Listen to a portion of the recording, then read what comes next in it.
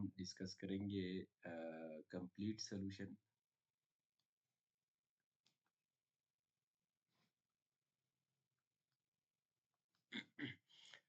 Complete solution इसको अगर हम लिखना चाहें तो हम इसको ऐसे लिखते हैं a x is equal to b. यानी कि इससे पहले हम डिस्कस कर रहे थे कि हमारे पास जो है ए एक्स बेसिकली क्या शो करता है, ये कॉलम स्पेस को रिप्रेजेंट करता है। फिर हमने a x is equal to zero को हमने देखा, यहाँ से फिर आपको क्या मिल रहा था, यहाँ से आपके पास जो नल स्पेस को कॉन्सेप्ट यहाँ से डेवलप हो रहा था, ये चीज़ें हमने डिस्कस किया।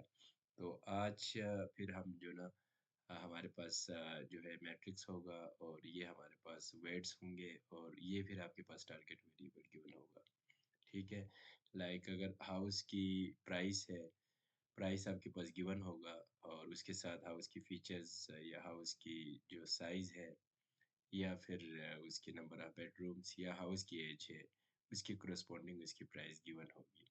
इससे पहले हम सिर्फ और सिर्फ फीचर को डिस्कस कर रहे थे। ठीक है, लाइक अगर हम हाउस का देखें तो हाउस की साइज़, हाउस की एज, नंबर ऑफ बेडरूम्स वगैरह वगैरह हम डिस्कस कर रहे थे। आज हम उसकी प्राइस को भी डिस्कस करेंगे।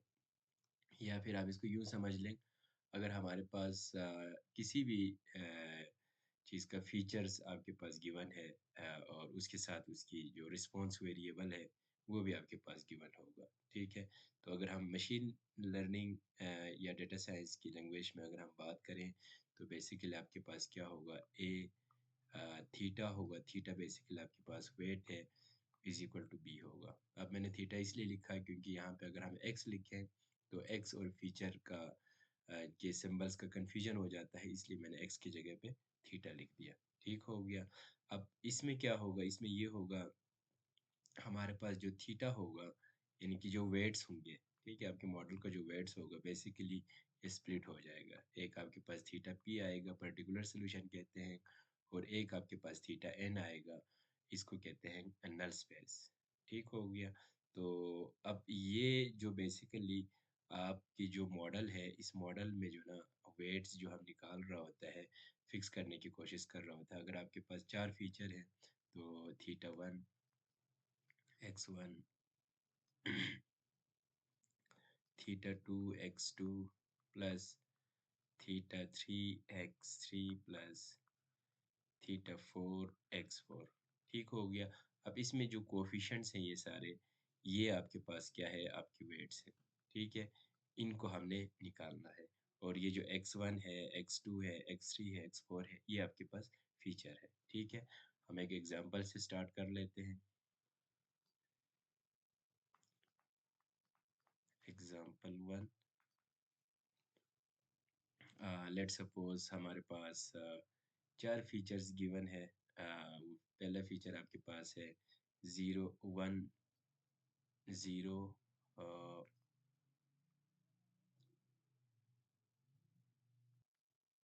1 0 1 पहला फीचर, 3 0 3 दूसरा फीचर, और तीसरा जो आपके पास 0 1 1 है, और लास्ट जो फीचर हम कंसीडर कर रहे हैं 2 4 एंड 6 है। ठीक हो गया। ये आपके पास फीचर मैट्रिक्स है। इसमें ये आपके पास x1 है, पहला फीचर है, ये दूसरा फीचर है, और ये आपके पास तीसरा और ये चौथा फीचर है। ठीक है, और इसके साथ आपके पास जो टारगेट जो वेरिएबल है, या इसको आप प्राइस के हैं या कोई भी टारगेट आपके पास गिवन हो, ये आपके पास टारगेट गिवन है। ठीक है, तो ये आपके पास जो है बी हो गए और ये आपके पास जो है ए मैट्रिक्स है। ठीक हो गया। तो इसके लिए जो हम जो फाइंड करने जा रहे हैं, a theta is equal to b. ठीक है, अब ये बेसिकली क्या होगा, थीटा 1 इंटू, अगर मैं इसको लिखना चाहूँ तो फीचर 1 पहला फीचर आएगा 0 1 आ जाएगा, प्लस थीटा 2 दूसरा फीचर आएगा 3 0 3 आ गया, प्लस थीटा 3 0 1 1 आपके पास आ गए, प्लस थीटा 4 जो है आपके पास 2 4 सॉरी थीटा 4 जो है आपके पास हाँ ठीक है 2 4 एंड 6 है और विच इज़ इक्वल्स टू आपके पास जो बी है 1 6 एंड 7 है। ठीक है, तो यहाँ पे हम जो ना ये जो वेट्स है इसको वेट्स कहते हैं। ठीक है, तो इनकी वैल्यू हम फिक्स करने की कोशिश करेंगे।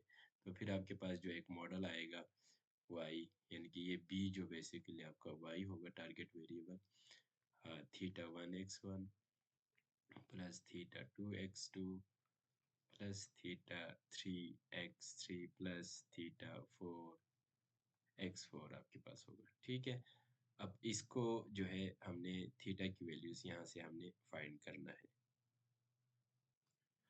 सबसे पहले जो है हमें ऑगमेंटेड मैट्रिक्स लिखना होगा। ऑगमेंटेड मैट्रिक्स आपके पास ए बी के फॉर्म में आएगा। ए और बी को आपने दोनों साथ लिखना है। ठीक है,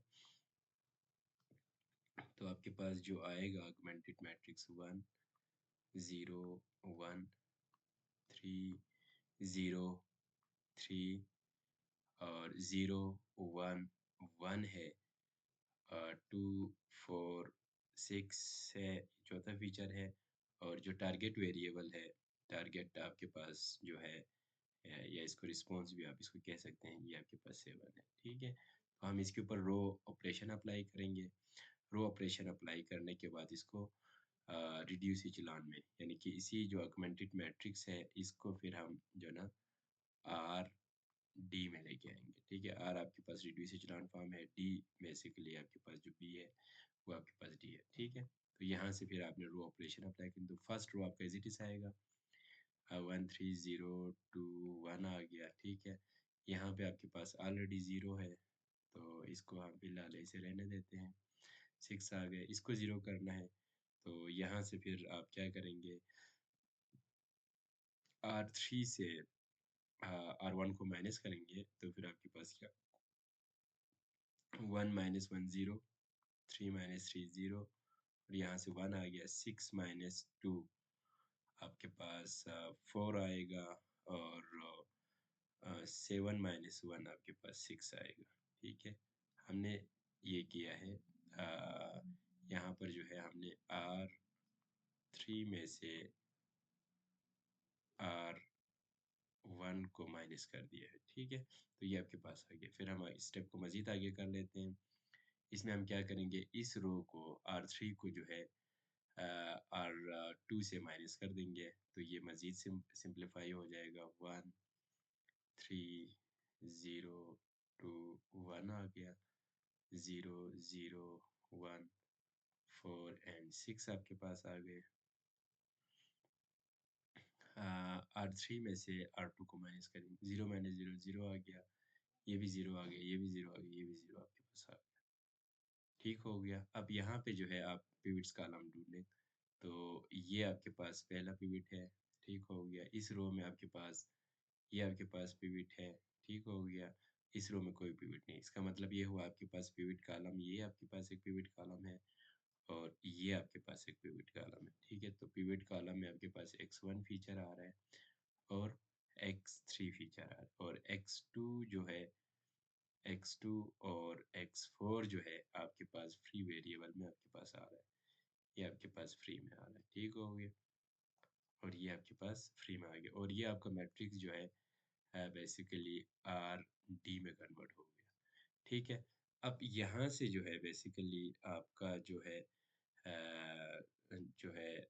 थीटा पी और थीटा एन जो है वो यहाँ से हमें फाइंड कर सकते हैं। तो सबसे पहले हम पर्टिकुलर सोल्यूशन के लिए देखेंगे पर्टिकुलर सोल्यूशन। ठीक हो गया, पर्टिकुलर सोल्यूशन यानी कि थीटा पी। ठीक है, अब थीटा पी निकालने के लिए हम क्या करेंगे जो फ्री वेरिएबल्स हैं ये और ये इसको हम ज़ीरो कर देंगे। ठीक है, फ्री वेरिएबल हमारे पास x2 है और x2 के बाद x4 है, ये दोनों आपका ज़ीरो हो जाएगा। ठीक है, ये आपके पास ज़ीरो हो गया तो यहाँ से फिर आपके पास क्या आ गया इसको आप फाइंड कर लें। एक्स 3 है, एक्स 3 इज इक्वल टू 6 आ गया। ठीक है, इक्वेशन आपको क्या बता रहा है, ये एक्स 3 है, ये तो 0 हो गया ना, तो x 3 is equal to 6, x 3 is equal to 6 आपके पास आ गया। और यहाँ से आपके पास क्या आ रहा है, क्योंकि ये भी आपका 0 हो गया, ये ऑलरेडी कोफिशिएंट 0 है, ये भी 0 है, तो यहाँ से आपके पास x1 इज इक्वल टू 1 आ रहा है। एक्स लिखें या इसको थीटा में लिखें, क्योंकि एक्स में लिखेंगे तो कन्फ्यूजन बढ़ जाएगा, तो हम इसको थीटा में लिख देते हैं, थीटा 2। ठीक है, यहाँ से इसको हम थीटा 4 कर देते हैं।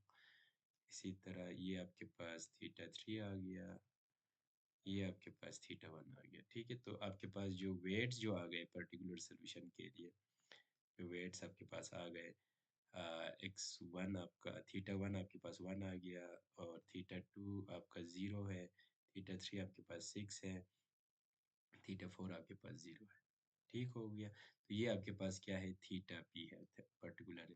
अब इसी को अगर मैं ए थीटा थीटा पी को मैं अगर ए मैट्रिक्स को इनपुट दूं, तो फिर ये मुझे बी प्रोड्यूस करेगा। ठीक है, आप इसको चेक करना चाहें तो आप चेक कर सकते हैं, यानी कि ए मैट्रिक्स को थीटा पी, क्योंकि ये वेक्टर है, इसको आप इनपुट दे दें तो फिर आपके पास बी प्रोड्यूस होगा। बी का मतलब ये है कि आपके पास 167 आपके पास प्रोड्यूस होगा।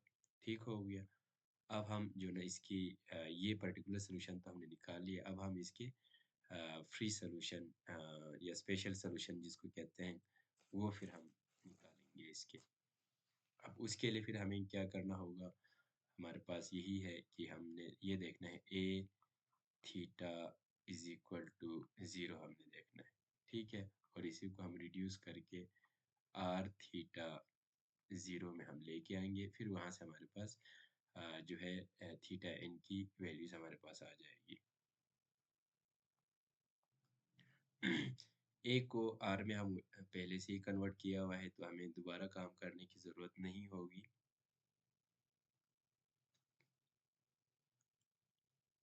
हाँ, तो मैं डायरेक्ट में लिख देता हूँ, यहाँ पे जो है हमारे पास जो आर है 1 3 0 2 0 0 1 4 0 0 0 एंड 0।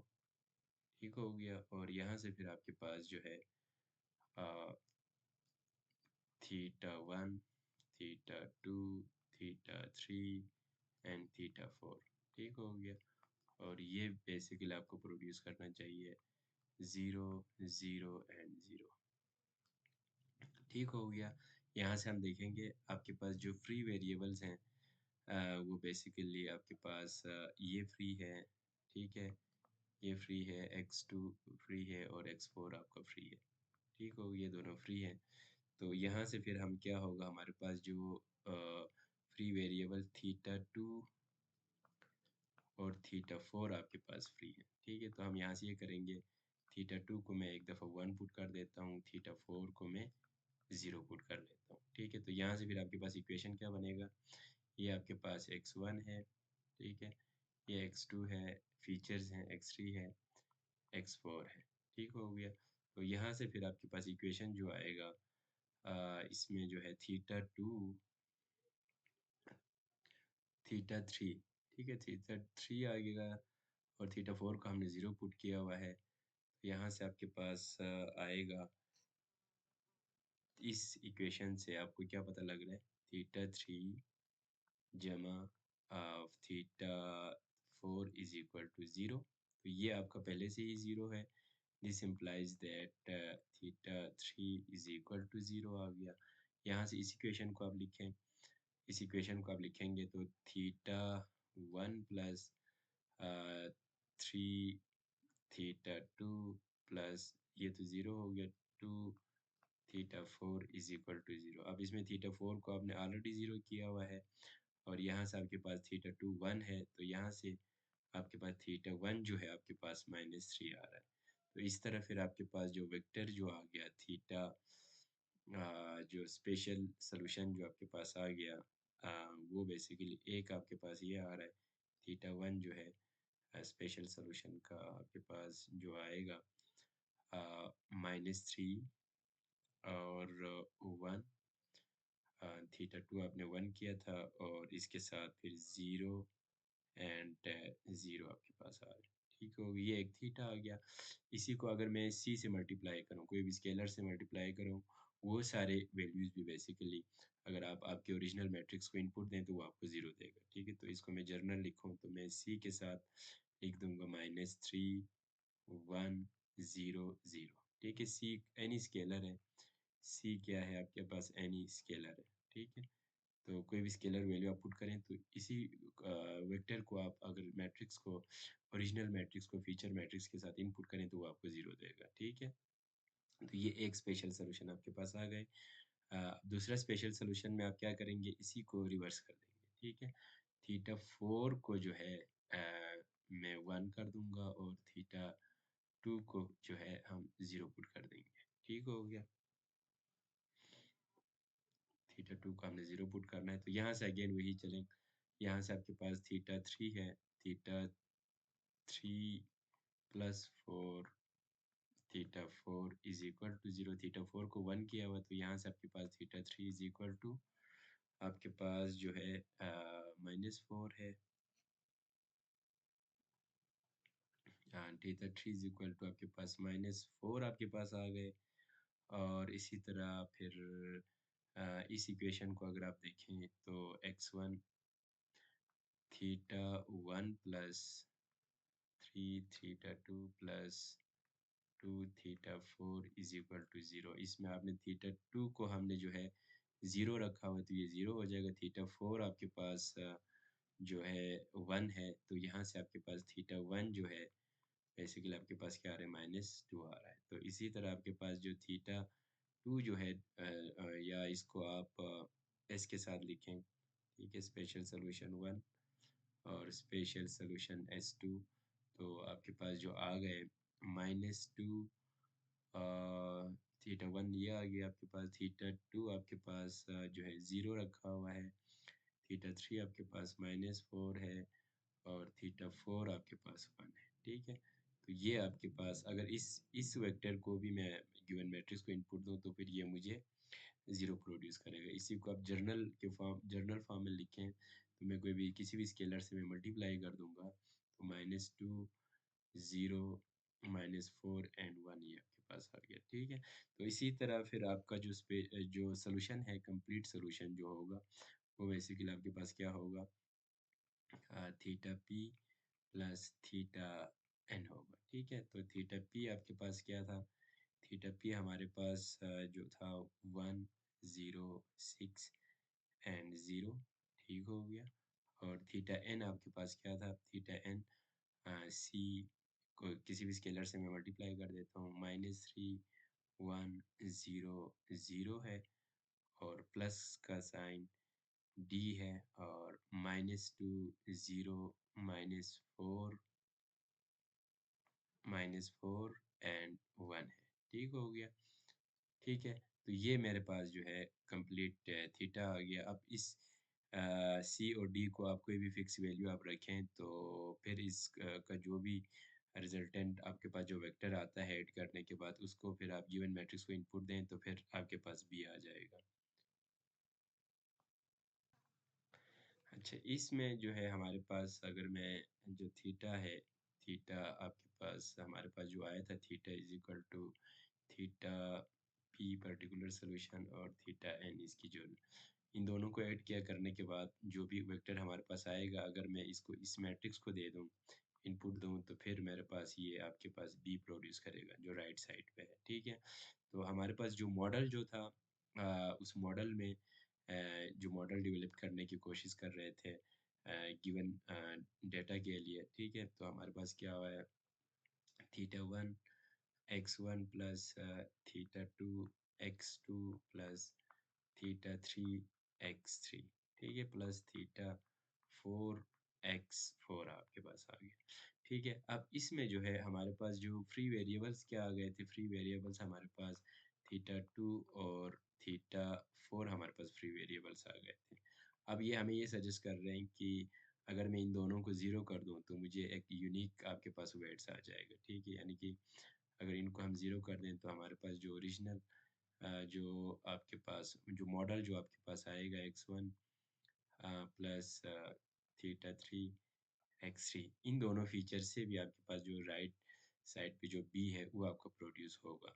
लेकिन इससे ये होगा कि जो है ये दोनों फीचर की जो कंट्रीब्यूशन है यहाँ से निकल जाएगा। अगर इन दोनों फीचर को अगर हम इसी में रखें तो फिर इससे ये होगा आपके पास यूनिक वेट्स यहाँ से नहीं मिलेगा, ठीक है? यहाँ से आपके पास थीटा 2 और थीटा 4 के लिए आपके पास इनफाइनाइट वेट्स आपको मिल जाएँगे क्योंकि वहाँ पे जो हमने सी सी और डी जो कोएफ़िशिएंट सी और डी को हमने मल्टीप्लाई किया तो कोई भी स्केलर है, इनकी वैल्यूज़ आप चेंज करते जाएँ, तो फिर आपके पास जो है ना इनफ़ाइनाइट वेज़ आपके पास आएँगे। तो ये आपके पास जो है इनफ़ाइनाइट आपके पास वेट्स आपके पास होगा, जो फिर आपके मॉडल की जो है कन्वर्जेंस या फिर इसकी स्टेबिलिटी को मुतासिर करेगा। तो इसलिए फिर आप इनको अगर माइनस कर दें या इस फ्री वेरिएबल को ख़त्म करें, तो फिर हमारे पास ये आ जाएगा। ये भी आपके पास जो राइट साइड जो बी है, उसको प्रोड्यूस करेगा। अच्छा, फाइनल कंक्लूजन यही है कि हमारे पास जो गिवन मैट्रिक्स था, उसमें हमारे पास 4 फीचर्स थे और 3 आपके पास रोज़ थे, ठीक है? तो यहाँ से आपको ये पता लग रहा है कि जो है आपके पास एम बेसिकली रो को शो करता है और एन जो है आपके पास क्या है, कॉलम को शो करता है। तो यहाँ से अगर आप एम अगर देखें नंबर ऑफ इक्वेशन को शो करेगा, एन आपके पास किसको शो करेगा, अननोन्स को शो करेगा। अगर एम जो है एन से लेस हो जो हमारे केस में था number of rows, number of column यानी कि फीचर्स से कम थे, नंबर ऑफ इक्वेशंस फीचर्स से कम थे, तो फिर यहाँ पे जो है हमारे पास जो है इनफाइनाइट सॉल्यूशन का केस बन रहा है। अगर हम इस पूरे मॉडल को कंसीडर करें, तो यहाँ से आपके पास क्या होगा, इनफाइनाइट सॉल्यूशन का केस बन जाएगा, ठीक है? इनफाइनाइट सॉल्यूशन आ जाएगा यानी कि वेट्स को चूज़ करने के हमारे पास इनफाइनाइट वेज होंगे, ठीक हो गया। अगर हम फ्री वेरिएबल्स को ज़ीरो कर दें तो फिर हमारे पास ये एक यूनिक आपके पास आ जाएगा। लेकिन इसमें इस मॉडल में ख़ामी ये होगा कि ये 2 फीचर्स को यहाँ से हमने स्किप कर दिया, ठीक हो गया। और इस मैट्रिक्स का जो हमारे पास जो रैंक आया था क्योंकि हमारे पास पिवट कॉलम 2 आ गए थे तो इसकी रैंक ये आपके पास आ गए थे, ठीक है? तो इस मैट्रिक में आपके पास 3 रो थे, 4 कॉलम थे, तो इसका मतलब ये हुआ जो R है वो M से भी लेस है और जो R है वो N से भी लेस है। तो इस केस में फिर हमारे पास क्या होगा, इनफाइनाइट वेज आएँगे कि हम वॉइड को चूज़ करेंगे। तो ये फिर हमारा जो है ना इस एग्ज़ाम्पल की कंक्लूजन थी। बाकी नेक्स्ट हम एक और एग्ज़ाम्पल डिस्कस करेंगे जिसमें हमारे पास जो है नंबर ऑफ रोज़ ज़्यादा होंगे, कॉलम्स कम होंगे।